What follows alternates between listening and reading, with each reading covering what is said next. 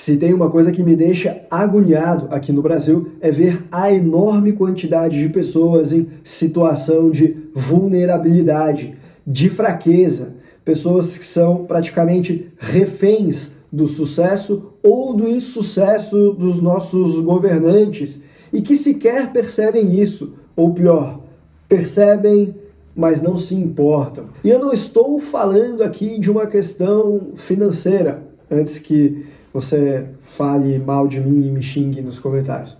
Não que a pobreza no Brasil e essa vulnerabilidade não sejam um problema, mas eu estou falando de algo que até leva, em muitos casos, a essa pobreza, mas que está enraizado em todas as classes sociais do Brasil, que me parece ser enraizado na nossa cultura, e que eu sou muito crítico quanto a esses padrões e que, na verdade, eu não consigo entender como que alguém consegue se colocar nessa situação e se acomodar com isso. Eu vou explicar com calma para você. Então, me acompanha aqui nesse bate-papo que eu quero aprofundar melhor qual que é esse problema, essa vulnerabilidade, te mostrar como ela está enraizada no Brasil e como que você pode fazer para acordar e não ser mais um refém disso.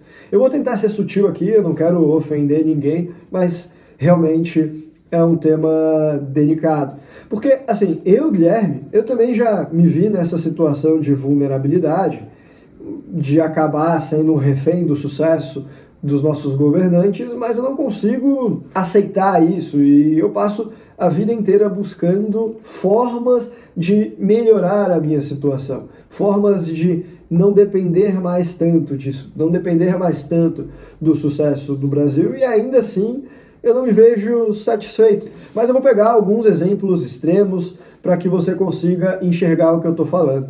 Vamos supor que você é um empresário, que você ganhou muito dinheiro aí ao longo dos últimos 10, 20 anos com um negócio de sucesso aqui no Brasil, e você construiu um patrimônio no Brasil também, a sua empresa está andando legal, mas você nunca internacionalizou. Beleza, você tem uma qualidade de vida boa, seus filhos estudam bem, você frequenta o lugar que você quiser, você pode viajar todos os anos, só que, de repente, do dia para a noite, o Supremo Tribunal Federal decide que ele pode alterar matéria tributária já transitada em julgado, independentemente de você ter um direito adquirido. A relativização da coisa julgada em matéria tributária. E a sua empresa, ela tinha lá uma ação de impostos que você acabou ganhando, uma tese que foi vencedora e por conta disso você conseguiu passar 15 anos pagando imposto assim ao invés de assado. E agora, 15 anos depois, o STF fala que deveria ter pagado assado e começa a cobrar imposto, inclusive às vezes até retroativo de você,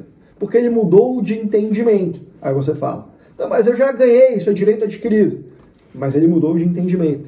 E às vezes você se vê numa situação dessa e do dia para a noite tua empresa está endividada, começa a ter um problema fiscal impagável e a sua vida começa a se encalacrar. E tudo o que você conquistou ao longo das últimas décadas, em 1, 2 anos ruins, às vezes você consegue destruir tudo isso daí por algo que muitas vezes não é nem culpa sua, e sim da imprevisibilidade jurídica no nosso Estado de Direito. Então, eu não consigo entender como que alguém consegue estar nessa situação. Eu não consigo tolerar a ideia disso acontecer comigo e eu ficar de mãos atadas nessa situação, vendo tudo que eu construí sumir na minha frente. E eu não ter nenhuma defesa, não ter mais para quem recorrer. Eu não consigo entender como algum pai de família, algum provedor com responsabilidades em casa consegue conviver todos os dias com o risco disso acontecer. E não adianta, se você é empresário, você convive com esses riscos. Ainda mais se você se destaca, porque prego que se destaca toma martelada mesmo. Hoje, eu tenho negócios internacionais. Eu guardo o grosso do meu patrimônio fora do Brasil. Eu tenho uma estrutura de proteção patrimonial offshore. Eu tenho uma segunda nacionalidade. Eu tenho uma autorização de residência legal num país vizinho do Brasil. Eu olho para tudo isso e penso, se amanhã ou depois o Brasil quiser me quebrar as pernas, eu estou protegido. Mas mesmo assim, eu olho para tudo isso E penso que não é o suficiente, porque o que está em risco aqui não é apenas o meu patrimônio, uma decisão em Brasília acabar quebrando tudo. O que está em risco aqui é continuar provendo uma boa qualidade de vida para os meus entes queridos, construir uma família e dar uma condição digna e com o conforto que eu desejo e construo porque eu quero dar para eles, para chegar em algo que eu não possa controlar lá na frente e poder destruir tudo. Eu estou sempre focado em buscar maneiras de me proteger. Vou pegar outro exemplo, aquele funcionário público que passou num concurso top, alto escalão, um salário teto do funcionalismo público ao longo de anos. Aí você pensa, esse aí vai se aposentar muito bem. Pois é, em tese sim, mas eu não te falei qual que era o país que esse cara foi um concursado. Se foi na Venezuela, cuja moeda foi totalmente corroída pela inflação, e ele não guardou dinheiro fora, olha, ele não vai ter essa qualidade de vida. Ele poderia ter tido, mas ele continuou também sendo um refém do sucesso dos próprios governantes, torcendo, no final das contas, para que o país dê certo, para que o seu patrimônio também não derreta. Essa pessoa é vulnerável, ela possui fraquezas, e essa vulnerabilidade pode ser explorada por um Estado irresponsável com as suas contas públicas. A sua vulnerabilidade é deixar toda a sua renda e todo o seu patrimônio no Brasil e achar que isso está ok, porque não está. Eventualmente o Estado pode explorar essa sua vulnerabilidade e prender o seu patrimônio. Ah, Guilherme, mas isso aí é teoria da conspiração, você está ficando um pouco paranoico. Olha, não é esse o ponto, não é paranoia. Não confunda ser paranoico com ser precavido. É melhor estar vários dias adiantado e não acontecer nada disso do que estar sequer um único dia atrasado. Só que a maior parte das pessoas, elas ficam na zona de conforto, ficam dentro de uma bolha e elas estão cegas. Elas não percebem o risco que é ficar com a forma como estão, com o patrimônio todo no Brasil. Ou pior, percebem, mas não ligam para isso. Ah, realmente, pode quebrar, mas você não liga? Olha, isso aí é uma irresponsabilidade tamanha que, na minha opinião, beira o mau caratismo. Você saber que amanhã ou depois um terceiro pode arruinar o seu patrimônio, consequentemente prejudicar toda a sua família e não se importar com isso, olha, é algo que realmente não entra na minha cabeça. Porque eu penso comigo, se hoje você não tem formas de proteger o seu patrimônio, em última análise, proteger a sua família, e você não se mexeu para mudar isso, você não criou mecanismos de proteção, isso para mim é muita irresponsabilidade. É um mau caratismo. Ainda mais se você tinha condições de fazer isso. Porque algumas pessoas ainda vão falar, ah, Guilherme, eu até sei que eu estou numa situação de vulnerabilidade, mas pô, eu trabalho 16 horas por dia e ganho R$ 1.500 por mês. Cara, você é um guerreiro. Eu não estou falando de você. Eu estou falando do sujeito que passou num concurso público, que ganha R$ 40 mil por mês e que não guarda nada. Ou se guarda, guarda tudo no Brasil. Ou ainda, aquele que ganha R$ 10 mil por mês é o empresário, ali pequeno relativamente, mas que vive de aparência e gasta 20 mil. Faz pior, se endivida, porque a sociedade atual parece que ela cria mecanismos para enaltecer a irresponsabilidade e a fraqueza das pessoas. Quanto maior a tua situação de vulnerabilidade, mais bonito parece que é. Então, a gente aprende a enaltecer, gastar dinheiro de forma irresponsável, e a gente não fala sobre educação financeira na educação de base. Quanto mais zoada a pessoa é, parece que mais enaltecida ela é, quanto mais irresponsável financeiramente ela é em gastar dinheiro para viver uma vida que ela não tem, mais ela ganha pontos nas redes sociais. Que mundo é esse? Qual é a moral que você tem para passar a vida inteira numa situação de vulnerabilidade e falar que eu sou paranoico porque eu quero deixar o patrimônio no exterior e ficar se colocando numa situação de que, se a economia muda, de uma semana para outra, de repente, você fica numa situação de emergência, sai do luxo para o lixo? Se você não sabe, no Brasil, o presidente pode subir o IOF, que é o Imposto sobre Operações Financeiras, para remessas internacionais, para você mandar o dinheiro para fora do Brasil, lá para casa dos 20 e tantos por cento, na base do decreto, do dia para a noite, sem precisar passar pelo Congresso Nacional. Então amanhã ou depois, alguém faz alguma cagada na economia do Brasil, o real começa a derreter e aí você quer sair correndo com o dinheiro daqui, e aí você vai ter que pagar aí 20 e tantos por cento de imposto porque o presidente bota um decreto. Ah, mas não vai acontecer. O Brasil já confiscou o teu patrimônio em conta, o Brasil já teve histórico de hiperinflação, o Brasil já trocou de moeda diversas vezes, o Brasil já teve diversas constituições.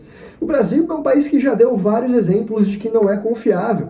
E ainda assim, as pessoas parecem que estão cegas. E pior do que o cego que é cego porque não consegue enxergar as coisas que estão à sua volta, é o cego que enxerga, mas não quer ver. Não seja essa pessoa. Então eu vejo as pessoas criando justificativas, fazendo raciocínios complexos para dizer, ah, não, Guilherme, eu não consigo internacionalizar parte do meu patrimônio, porque daí eu vou ter que abaixar o meu custo de vida em 10, 15%, e não dá, porque realmente vai ser muito desconfortável. Você está viciado nas suas vulnerabilidades. E eu não estou aqui querendo falar que eu não tenho meus problemas, é lógico, eu também tenho minhas vulnerabilidades. O que eu estou dizendo é que eu tenho ciência delas e eu luto constantemente para tentar vencê-las. O estado natural do ser humano é a pobreza. E tudo que a gente faz depois é na intenção de sair dessa condição e deixar um legado para os nossos herdeiros. Mas, pô, eu estou fazendo alguma coisa para sair dessa condição.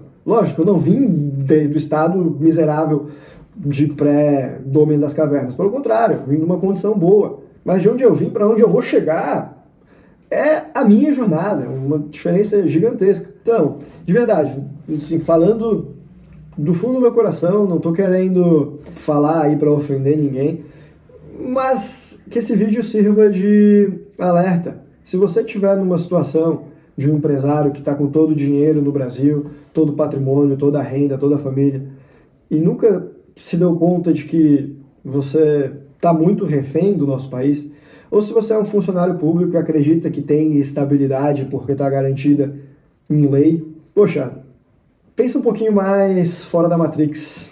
Será mesmo que essa estabilidade toda existe? Será mesmo que você não precisa se proteger? Eu realmente torço aqui que dê tudo certo e que o Brasil não quebre. Mas eu não quero ser um torcedor. Eu quero ser o protagonista do meu próprio destino. E é isso que eu desejo para você também. Então, acredito que quem está aqui no canal há mais tempo já até sabe disso, já começou a internacionalizar patrimônio.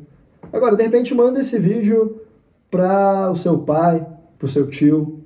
Quem é o seu amigo que você acredita que mais precisa ser impactado por essa mensagem, que ainda está muito preso no viés cognitivo de investimentos no Brasil? Pensa nessa pessoa e manda lá no privado.